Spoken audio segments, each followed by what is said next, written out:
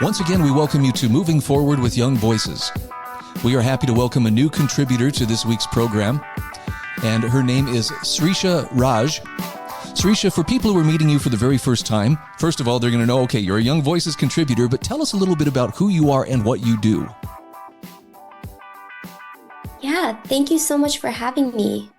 I am a writer for Young Voices and a student at UC Berkeley studying statistics and policy. My work is primarily interested with human dignity, what supports it, how should we let that idea inform policy, and that's what I'm focused on. I'm looking at an article that you wrote for the Washington Examiner. The title, No, Generation Z Won't Mind Its Own Business. And I have to admit, I kind of had forgotten, but at the Democratic National Convention earlier this summer, I did hear, I think it was Tim Walz, say, mind your own damn business. And that kind of became a rallying cry for the Democrats. But you say, as a member of Generation Z, you think that's a pretty rich statement. Talk to me about why you don't think that's necessarily such a great idea. Right. So I'd like to preface off with, I actually had my own transition on the political spectrum. So I used to be quite within the liberal space and following that rhetoric, and now transitioned. And so I'm very familiar with this type of argument and why it appeals to Gen Z. So I'm defining Gen Z, I'm speaking to ages from 14 to 30. So we're the age group who kind of is very confused. Like, we started off with a more conservative political climate to now it seems very radicalized. But what really captivated me about the rhetoric of mind your own business is how the DNC is adopting this freedom narrative, right? Like, don't tread on me. If people are speaking out about IVF or reproductive procedures, then it's automatically assumed that it's because they want to take something away rather than give something back. And so I really empathized with the Gen Z populace because we're not necessarily liberal. I would say that more of us are abandoning the two-party system, see us as independent, as reported by the Public Religion Research Institute. And so in this sort of free-thinking space, I wanted to speak to, so what is our responsibility moving forward?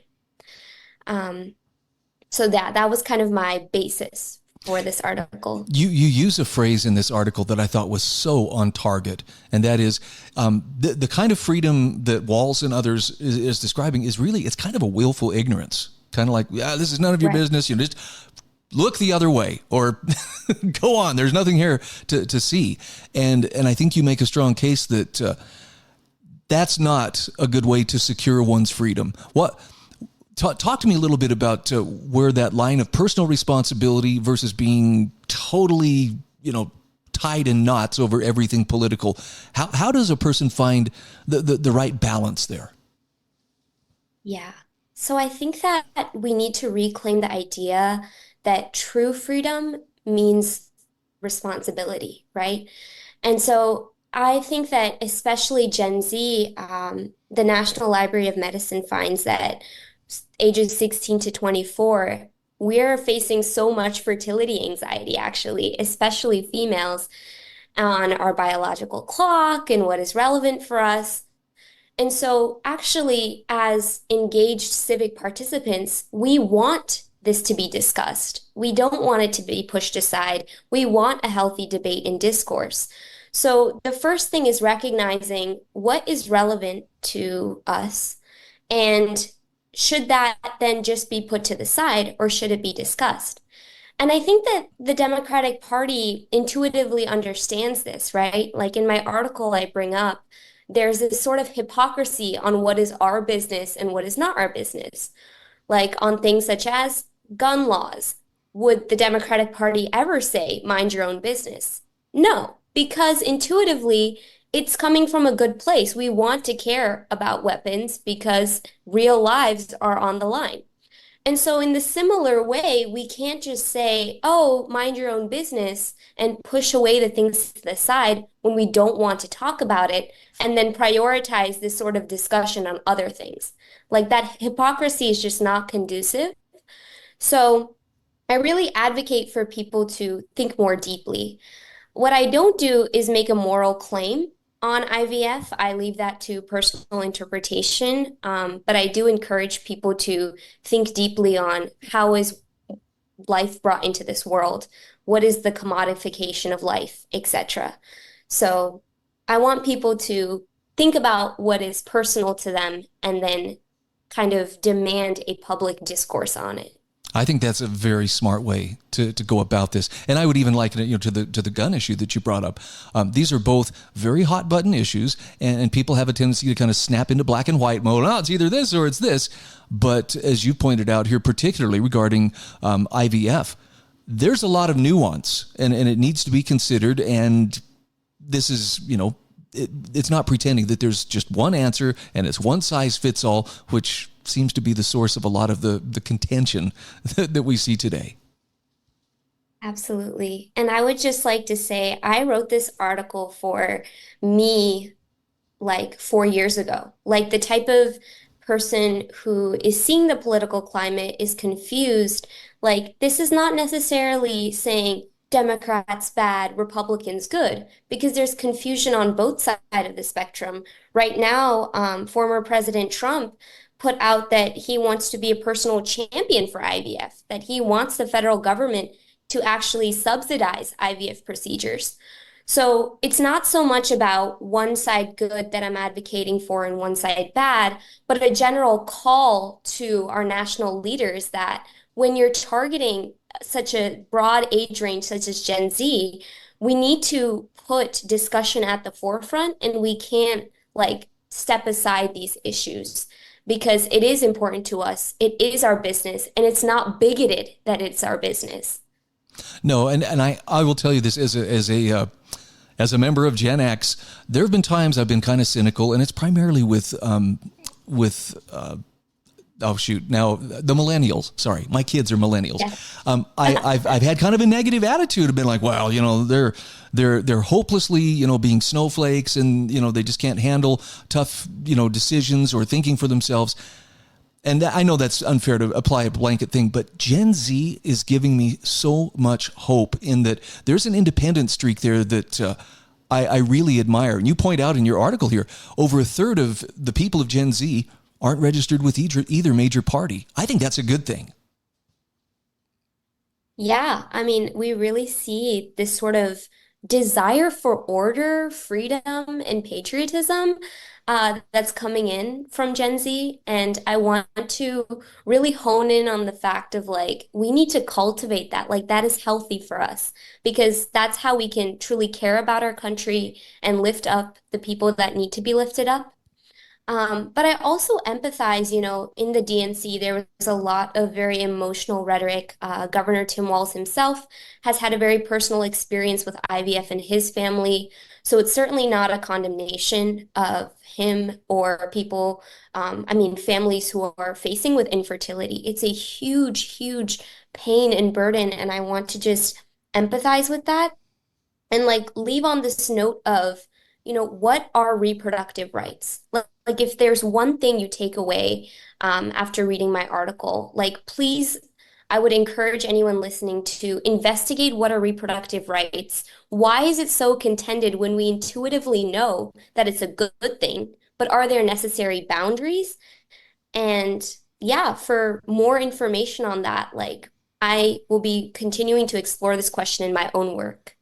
I love it, and especially that you warn, don't just be happy with the narrative. I think you described it as the 5-second sound bites. Okay, bumper sticker slogans are easy to repeat and even chant in unison, but these are issues that deserve deeper thought, and I think you do a wonderful job of calling people to do that. Srisha, where can people find you on social media? Where can they find your work?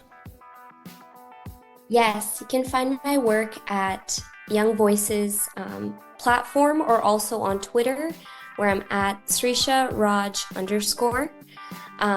And yeah, I just want to put forward the message that This is our business, and it's time to reclaim that.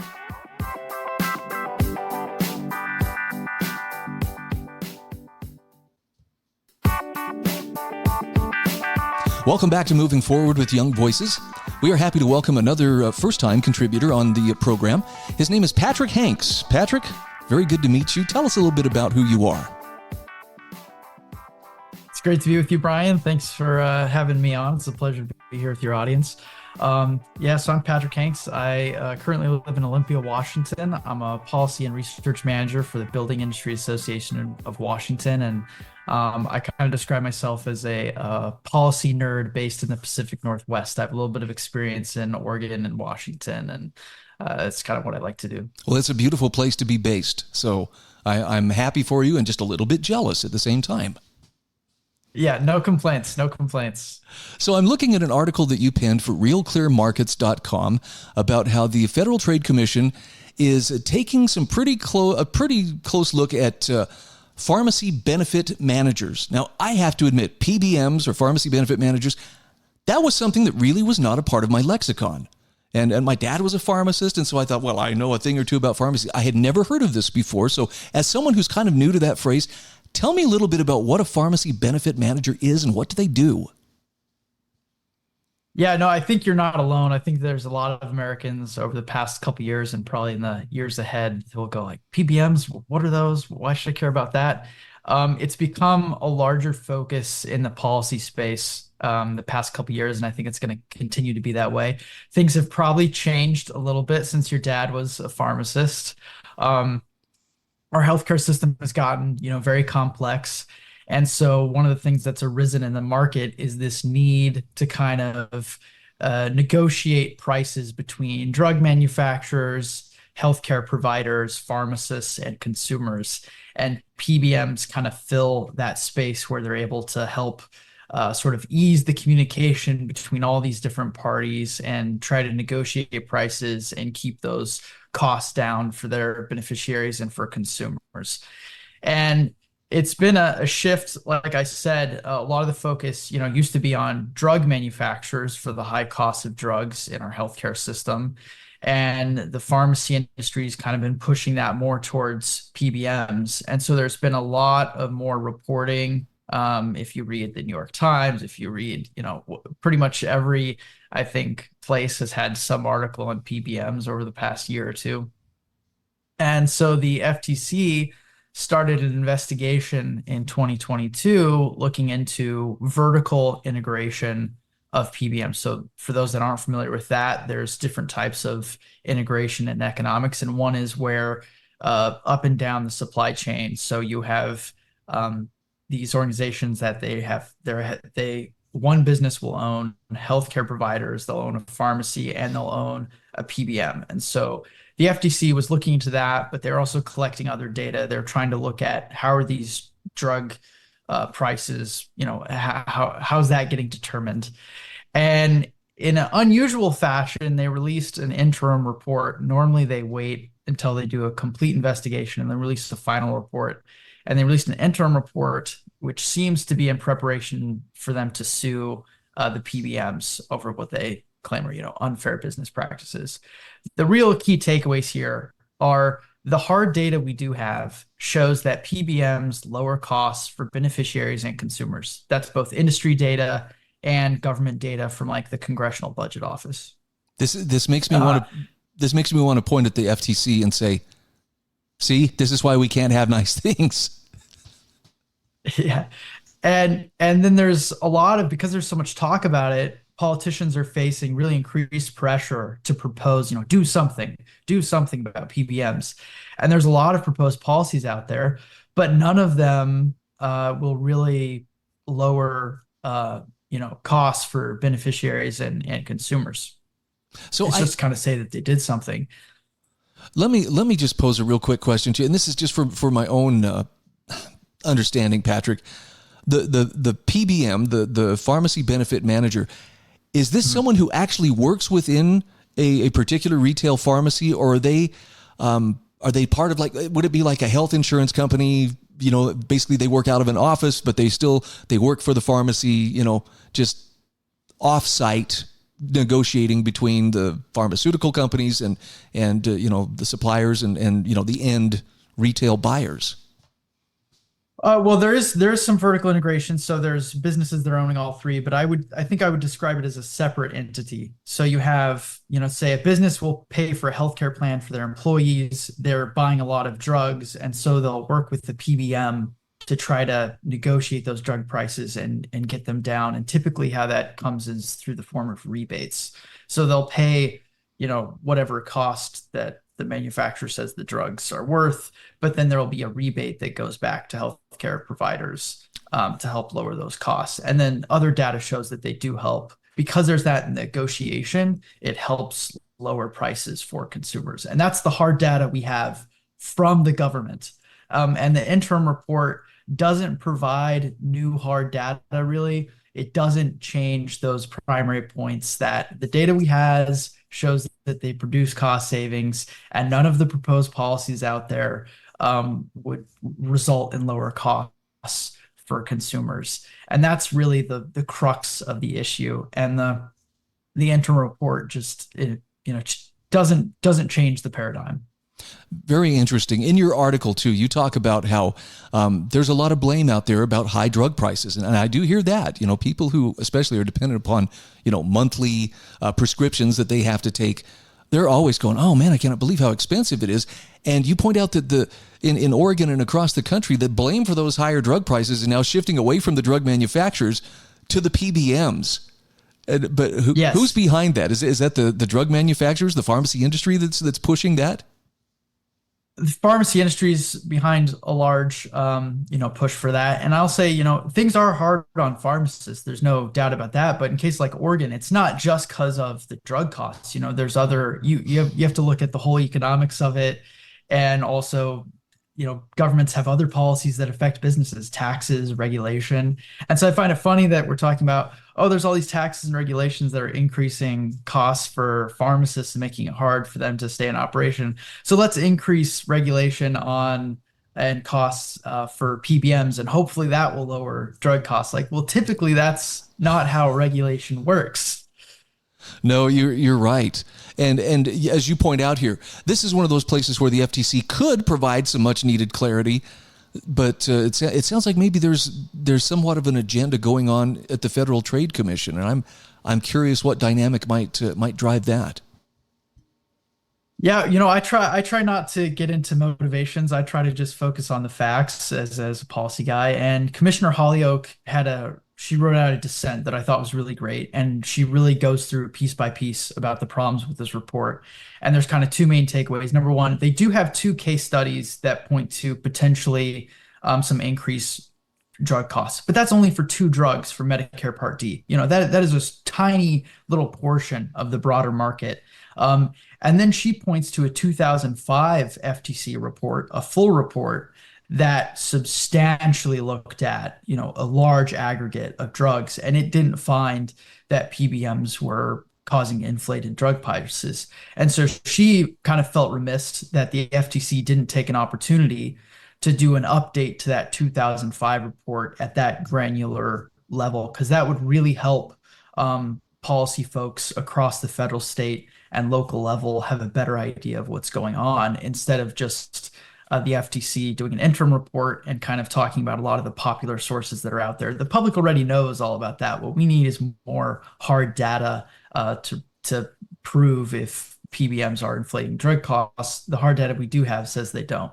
Patrick, I wish we had more time to explore this, but I'm going to ask you a very, hopefully quick question here. Is there any chance that those within the regulatory apparatus would consider how costs would change if there was less government involvement in healthcare? Well, it's an election year. Sometimes those things can bring about changes. So never say never. Hopefully they get more mindful of that, but we'll have to see. Okay. I appreciate your optimism. And, like you, sometimes I just kind of wish that if they would get out of the way, the market might be able to make some adjustments here. Talking with Patrick Hanks. I feel you, Brian. Okay. He is a Young Voices contributor. Where can people find you on social media? At Pacific Northwest Rhetoric, PNW Rhetoric, and that's on Twitter or X. Very good. Great to talk with you. I look forward to our next conversation. Yeah, thanks for having me.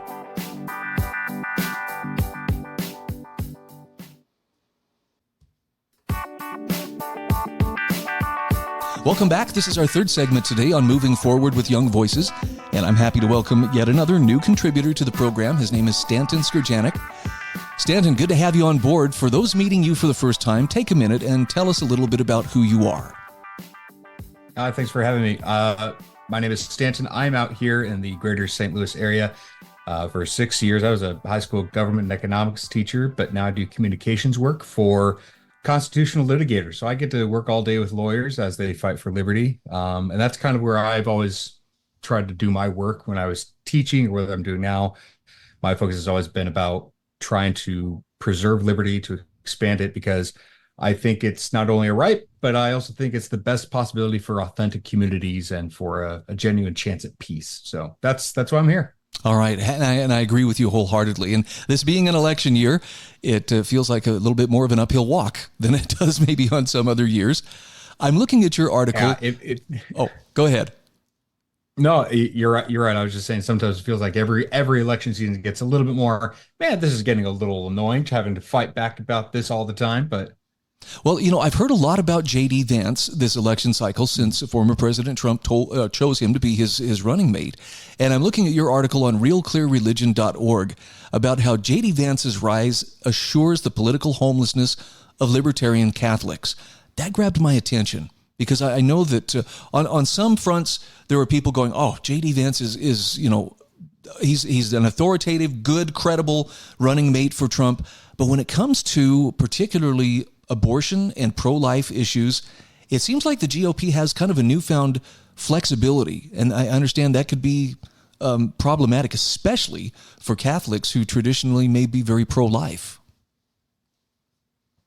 yeah, it's one of those things, and we've definitely seen over the past year how the Trump campaign has really stepped up its game in terms of occupying critical committee positions within the GOP's overall structure, and trying to really soften some of the platform language about things like life and marriage. And J.D. Vance, certainly being a Catholic himself, or a Catholic convert in recent years, definitely adds some credibility. Like, no, we're still a pro-life party, or in some regard or another. And so Vance does lend some credibility to the identity of the GP, as it is still okay for Catholics who are concerned about pro-life to vote Republican, right? They're trying to maintain that. And no, he's young, he's from Ohio, so he has all the general electoral points that you'd want out of a vice presidential running mate. So where does it become problematic for Catholic libertarians? Help me understand the dilemma that they face.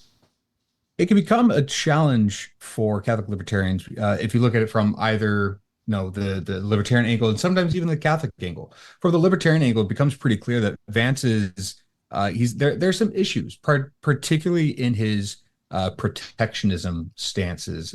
You look at how he approaches global trade, especially with China. He wants to ramp up some of the more trade war-like policies, like global tariffs. I think at one point he wanted a 10% dynamic there.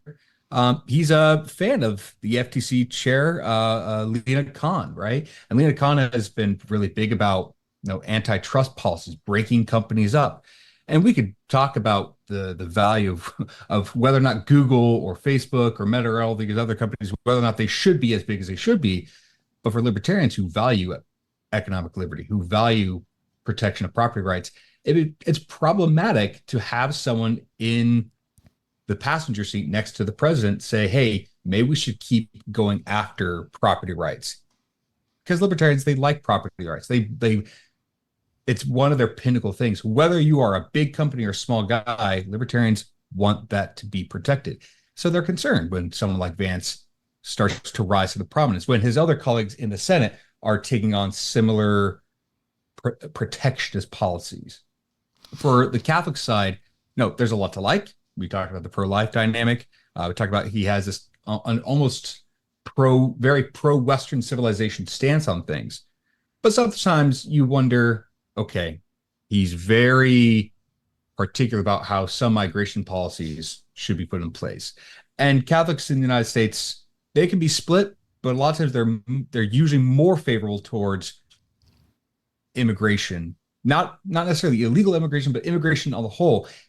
And there's a question of whether or not Vance is as open to that as say other Catholics would be, especially the Catholic Bishops' Conference, who's definitely much more open to perhaps not looser immigration policies, but definitely more welcoming, we could say. So there's a question. There's a question of whether or not Catholic libertarians see Vance in the same way that Trump might see him, in terms of, this guy will give me all the Catholics that I need. That may or may not be the case. Well, it seems like Catholics are not monolithic. And I know that's kind of stating the obvious, but it sounds like there are many different shades of Catholic. I mean, Joe Biden, if I recall correctly, isn't he Catholic? Yeah, he is. And I mean, it's he's Catholic. And this is the thing that I think I mentioned in the article that you referenced. Catholics are charged with forming their own conscience as best they can to the church's teaching. They're charged with being able to decide for themselves what the best policy is for implementing the prerogative of the poor, for understanding how best to love thy neighbor. There's no set script for what policy should and should not be adopted. So this is where you get Catholics of genuine devotion and genuine fidelity who are on different sides of the aisle. And certainly it was true 50, 40, even 10 years ago. It was much easier for Catholics to vote Democrat, right? There could be genuine, I know he's pro-abortion. That's not why I'm voting for him. I'm voting him because I think his other policies are going to be, on the whole, more better. And that was a genuine position. There's a question of whether or not the Democrats' positions today could even do that work. They're definitely anti-abortion. Excuse me, they're definitely pro-abortion. They're definitely all for this, frankly, anti-sexual ideology. It's worrying that how their economic policies are destructive, as we've seen the last 4 years under President Biden, whether or not any Democrats are going to be able to muster this kind of, we can still welcome Catholics. I don't know if that's the case. And I think that should be the opportunity for Republicans and Trump to start really going for Catholics. Like, hey, the Democrats, they hate you. Come be with us. And maybe Vance is that way. Maybe they think that's what it is, but they're also risking the libertarian camp as well. And that's a big segment. The Libertarian Party, as small as it is, it's still the third biggest party in the country. They shouldn't be excluding them while they're trying to also go for Catholics. I think there are a lot of younger voters too, particularly Gen Z, that if they're not in the libertarian camp, at the very least they're independent. And so, you have to take that into consideration as well. Now, I give you very high points here for quoting one of my favorite economists, Tom Woods, in your article. I love the quote where you quote him as saying, "It makes no more sense to say that economic law should be subordinate to moral law than it does to say physical law should be subordinate to moral law." And to me, that's a good example of someone who knows how to strike the balance between the religious imperative and yet still allowing the market to operate as it should. I agree. I can't speak for all Catholic libertarians, but at least for myself, people say, how can you be both libertarian and Catholic? That doesn't seem to fit. Here's how I look at it. If the Catholic objective in terms of public policy, in terms of politics and government, is the prerogative of the poor, of helping the poor, the best single chance of elevating the poor out of poverty or making it better is through free markets, is through the protection of private property, is through this deregulation of so much that strangles them, of getting rid of this so-called war on poverty that has only intensified poverty since the Lyndon Johnson administration. So to me, it is about creating wealth for the poor, not just some, hey, I want to do whatever I want. That's not how I view liberty at all. No, and to me, that tells me that you actually have a very informed view on liberty. Well, let's hope that J.D. Vance is open to learning as he continues his journey, and maybe he'll embrace some of the ideas of the Austrian School of Economics. Again, we're talking with Stanton. Here's to that. We're talking with Stanton Skejanec. He is a Young Voices contributor. Stanton, where can people follow your work and where can they find you on social media? They can find me on my Substack. They can find me at, it's called Canons of Concord, but they're going to be looking for Skejanec.substack.com. Thank you so much. I look forward to our next conversation. Thank you.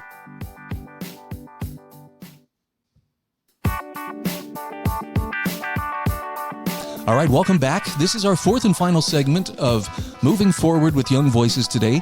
I'm happy to welcome yet another new contributor. His name is Daniel Idfresne. Daniel, welcome. Good to make your acquaintance. Thank you. Thank you for having me. I'm very excited to talk about some of the issues of today. So for people meeting you for the first time, let's take just a moment to get a little bit of background on who you are and what you do. Yeah, so I'm a junior at Syracuse University. I study political science at the Maxwell School, and a new contributor at Young Voices as well. I want to write about college issues back in my hometown, New York City, and really wherever the wind takes me. I find that whatever seems to make me passionate in the moment, I seem to write the best about. And so between writing for Young Voices and being a student at Syracuse, I find myself pretty busy. So I'm thinking you got to have a pretty stout backbone to be a student on today's campuses. And I'm not saying that every campus is in chaos, but man, we have seen enough protests this year in regard to the Israeli-Hamas, conflict. I imagine it can be found in more places than not. Talk to me a little bit about some of the protests and the likely election protests that we're facing. What does it feel like as a student? Do you feel that you're safe on campus, or do you feel like maybe some of these campus administrations could be doing more to keep the peace? That's such a great question. Over here at Syracuse, it seems like the protests, Israel-Palestine protests, aren't as aggressive as the ones we've seen at Columbia, for example. But it is an issue that hangs over the heads of many students, and that's sort of the direction I wanted to take, especially with the op-ed I recently wrote for the Daily Wire. Many students, especially those with heterodox views, they always thought that, or we always think that there's sort of a risk of harassment in some sort if we become too open with our views. Most of it is not to the level that we've seen with the protests over last year. Most of it is maybe just cyberbullying, or maybe being excluded from I guess the rest of campus.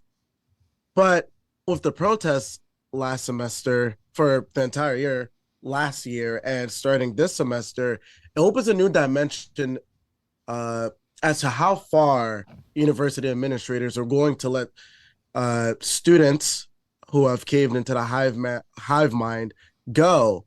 And with the students I interviewed for that Daily Wire op-ed, they're now actively thinking, okay, if I decide to step forward with a certain opinion, will there be a violent retaliation against me? Because we've seen that with our fellow Jewish students, and all of us aren't happy with what we're seeing. No, it's still very vivid in my mind, the videos from some of the campuses where, protesters would shut it down. Someone just trying to go to their classes would be told, you can't come through here. And it was very intimidating, and in some cases quite physical. Talk to me about, you mentioned in your article, the president of Columbia University actually resigned rather than take a stronger stance. Is it common to see that much accommodation on the part of campus administration, or are there some who will hold a firm line and say, look, it's okay to disagree, but anybody who's going to be intimidating or violent about it is not welcome here?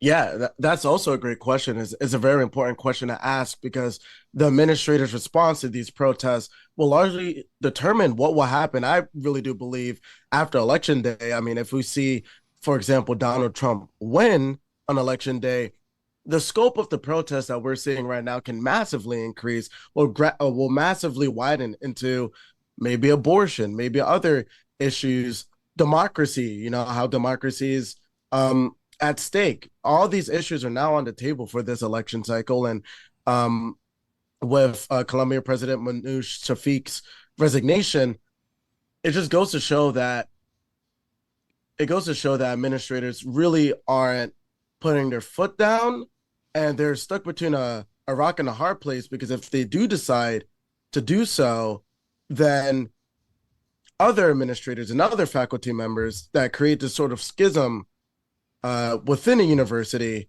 will retaliate for the students who are protesting and interrupting university operations. And so I've talked to, for example, Noelle DeLumpa, who's featured in the op-ed, and she's, I believe, the vice president for student government. And she saw that schism between administrators and faculty members, so more of the ideologically inclined faculty members, where the faculty members were harping on making sure student voices were heard. And administrators, at least top-level administrators, are very concerned with the university's image. And so this is sort of creating a gridlock within a university on how to respond, but they need to figure out a solution soon. And somebody needs to put their foot down, because as long as there's that gridlock, the protests will continue to happen, and it will get worse as we get closer to election day. And I will add this, Eli Noem, the other professor I spoke to, I was very interested in what Noelle told me, and I asked him to clarify on that schism. And he mentioned a two-way schism, one within the university administration and one within the faculty members, at least in his experience at Columbia. And the university administrators, there's obviously the top level university administrators who take a holistic view of the university and want to make sure, again, the image, operations, etc., are being completed as they're supposed to be. And there are the middle level bureaucracy. What he told me is sort of the reason why tuition has been increasing lately. A student-facing bureaucracy within the administration that is giving a ton of leeway to these students, especially ideologically driven students. And within the faculty, again, that traditionally liberal, I will defend what you have to say no matter what you say. And then the more who he told me outnumbers the ideologically driven faculty members, but the ideologically driven faculty members sort of beat out the traditionally liberal ones in voice. And so we're seeing this gridlock in multiple levels of the university, and that's why we haven't seen action done to stop some of these, in some cases, very violent and horrific protests across the nation. We've got about a minute and a half left here, but Daniel, talk to me about why free speech is especially important on our college campuses. Of all the places, why is it so essential that we preserve it and protect it there? Well, the university's mission, its purpose, is to enlighten students with multiple points of views, whether it be politically or whatever major a student decides to take. And that's the only way somebody can truly be enlightened and enriched intellectually. And that's what universities purport to be. And sadly, when the ideologically students are given leeway and everyone else is too scared to speak up in class and whatnot, the university is failing its mission and is doing it an injustice to American parents who send their children to university every year. Wow. Well, stout hearts, stiff upper lip, and all that, to those who are headed back to campus. This being an election year, as you point out, it feels like it could be a little more volatile than not, but I'm optimistic, or at least cautiously optimistic, that it's going to be calmer than what we saw earlier this year. Daniel, for people who want to follow you on social media or otherwise follow your work, what's the best place for them to find you? Yes, you can find me on Twitter, Daniel Idfresne, last name Idfresne. That's mainly where I am. You can also follow me on Instagram, same tag. And definitely look out for my work with Young Voices. Great to visit with you. I look forward to our next conversation. Thank you.